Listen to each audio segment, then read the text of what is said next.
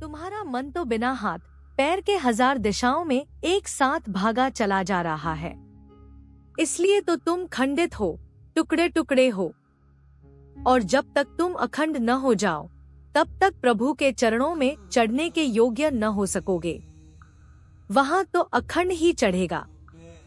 इस अखंडता के कारण ही कई धारणाएं प्रचलित हैं।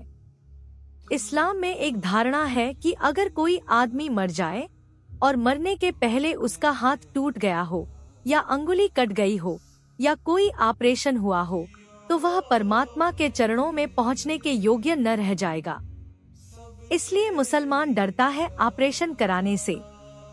कराता भी है तो भी अपराध भाव अनुभव करता है, क्योंकि वह परमात्मा के अयोग्य हुआ। कई इस्लामिक देशों में अगर किसी का हाथ कट गया तो उस हाथ को संभाल कर रखते हैं।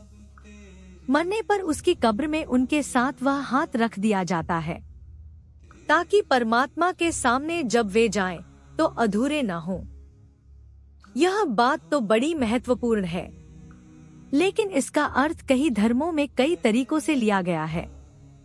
परमात्मा के सामने तुम अखंड ही पहुंच सकोगे, ऐसी धारणा हिंदुओं में भी है।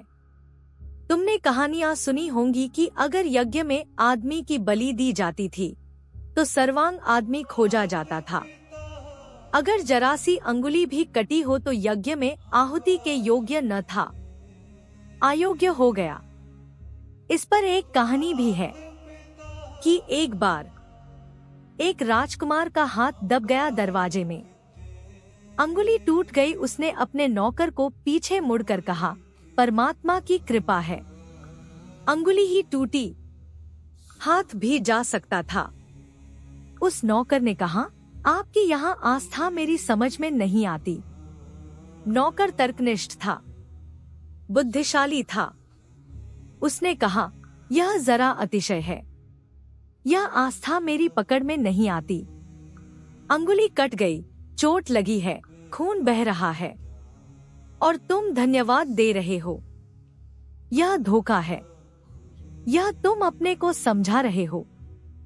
उस राजकुमार ने कहा, रुको, समय ही बताएगा, क्योंकि आस्था के लिए कोई भी तर्क नहीं दिया जा सकता है, सिर्फ समय ही बताएगा। समय ही बता सकता है कि आस्थावान सही था या गलत था। कोई और दूसरा प्रमाण नहीं हो सकता। कुछ समय उपरांत शिकार को दोनों गए थे।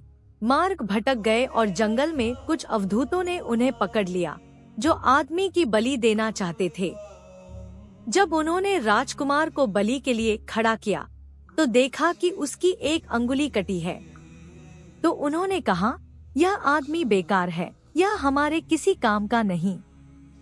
नौकर सर्वांग था, उन्होंने उसकी बलि दे दी। जब उसकी बलि दी जा रही थी तब राजकुमार ने कहा, याद करो, मैंने कहा था कि परमात्मा की कृपा है, मेरी अंगुली टूट गई, जान भी जा सकती थी। और समय ने बता दिया कि मैं सही था या गलत। अगर तुम ठीक से अपने भीतर जागरूक हो जाओ तो तुम देखोगे कि मन एक तरफ धन पाना चाहता है, एक धर्म पाना चाहता है, हर तरफ जा रहा है। मतलब तुम्हारे भटकने के लिए 1000 मार्ग हैं और पहुंचने के लिए एक मार्ग है। इसलिए स्मरण रखना, सत्य अनंत नहीं है, सत्य एक है। असत्य अनंत है, उनकी कोई गिनती नहीं है। जिंदगी भी वैसी ही एक पहेली है। इसलिए तो गुरु का मूल्य है, क्योंकि पहेली इतनी बड़ी है। अगर तुम अपने ही सहारे हल करने की कोशिश की तो तुम हजारों बार भटकोगे। तुम्हें उस सुख का भी कोई पता नहीं है जो बाहर पक्षी गीत गा रहे हैं, जो फूलों के खिलने में छिपा है, जो सुबह की ओस में छिपा है, जो सुबह के होने में छिपा है। क्योंकि सुबह से ज्यादा सुंदर फिर कोई क्षण नहीं है, क्योंकि उतना ताजा क्षण फिर कहां से पाओगे। जो सुबह को चूक गया, लेकिन मन कहता है थोड़ी देर और विश्राम कर लो, एक करवट और यह हर तरह की नींद के संबंध में मन की दलील है। जागना मन को कष्टपूर्ण मालूम पड़ता है, सोना सुखद मालूम पड़ता है। और जागने से ही सुख मिलता है, महासुख मिलता है। सोने से आदमी सिर्फ खोता है। इसलिए नानक कहते हैं, संयम भट्टी है, परमात्मा की उपलब्धि धैर्य से होती है। अनंत प्रतीक्षा चाहिए। यह कोई क्षुद्र नहीं है कि तुम अभी पालो। परमात्मा को पाने के लिए धैर्य की जरूरत है। इसका यह अर्थ नहीं है कि अनंत काल बीतेगा तब तुम्हें मिलेगा। मिल तो एक भी क्षण में सकता है, लेकिन तुम में धैर्य रखने की अनंत क्षमता चाहिए। जल्दबाजी बचकाने स्वभाव का लक्षण है। छोटे बच्चे इमली के बीज बो देते हैं, घड़ी भर बाद फिर निकाल कर देखते हैं अभी तक अंकुर आया या नहीं आया। यह अंकुर कभी भी नहीं आएगा। तुम बार बार उघाड़ोगे, अंकुर कैसे आएगा? धीरज तो रखो थोड़ा। जो व्यक्ति धर्म के मार्ग पर गया है, जिसने अनंत की फसल काटनी चाहिए है, उसे उतना ही धैर्य भी चाहिए। एक बड़ी पुरानी कहानी है कि नारद परमधाम जा रहे हैं और उन्होंने एक बूढ़े सन्यासी को पूछा, कुछ खबर तो नहीं पूछनी परमात्मा से? तो उस बूढ़े सन्यासी ने कहा कि परमात्मा से मिलना हो तो जरा पूछ लेना कि कितनी देर और है, क्योंकि मैं 5 जन्मों से साधना कर रहा हूँ। वह बड़ा पुराना तपस्वी था। नारद ने कहा, जरूर पूछ लूंगा। उसके ही पास एक दूसरे वटवृक्ष के नीचे एक जवान युवक बैठा हुआ अपना वीणा बजा रहा था, गीत गा रहा था।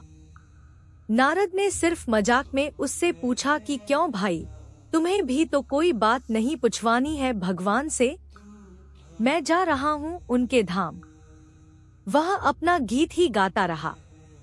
उसने नारद की तरह आंख उठाकर भी न देखा। नारद ने उसको हिलाया तो उसने कहा कि नहीं, उसकी असीम कृपा अपरंपार है। मुझे जो चाहिए वह मुझे हमेशा मिला ही हुआ है। कुछ पूछना नहीं है। मेरी तरफ से कोई तकलीफ मत देना, मेरी बात ही मत उठाना, मैं राजी हूँ। सभी मिला हुआ है। बन सके तो मेरी तरफ से धन्यवाद दे देना। नारद वापस लौटे। उस बूढ़े सन्यासी को जाकर कहा कि क्षमा करना भाई, मैंने पूछा था वह। उन्होंने कहा कि वह बूढ़ा सन्यासी जिस वृक्ष के नीचे बैठा है, उसमें जितने पत्ते हैं उतने ही जन्म अभी और लगेंगे। बूढ़ा बहुत नाराज हो गया। वह जो पोथी पढ़ रहा था फेंक दी, माला तोड़ दी, गुस्से में चिल्लाया कि हद हो गई, अन्याय है। यह कैसा न्याय?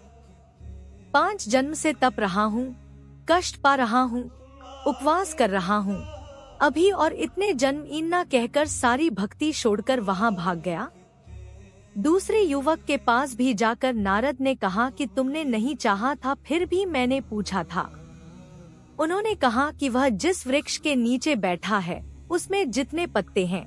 वह युवक तत्क्षण उठा, अपवणा लेकर नाचने लगा और उसने कहा, गजब हो गया, मेरी इतनी पात्रता इतने जल्दी। जमीन पर कितने वृक्ष हैं, उन वृक्षों में कितने पत्ते हैं? सिर्फ इस वृक्ष के पत्ते, इतने ही जन्मों में हो जाएगा। यह तो बहुत जल्दी हो गया। यह मेरी पात्रता से मुझे ज्यादा देना है। इसको मैं कैसे झेल पाऊंगा? इस अनुग्रह को मैं कैसे प्रकट कर पाऊंगा? वह नाचने लगा खुशी में। और कहानी कहती है, वह उसी तरह नाचते नाचते समाधि को उपलब्ध हो गया। उसका शरीर छूट गया। जो अनंत जन्मों में होने को था, वह उसी क्षण हो गया।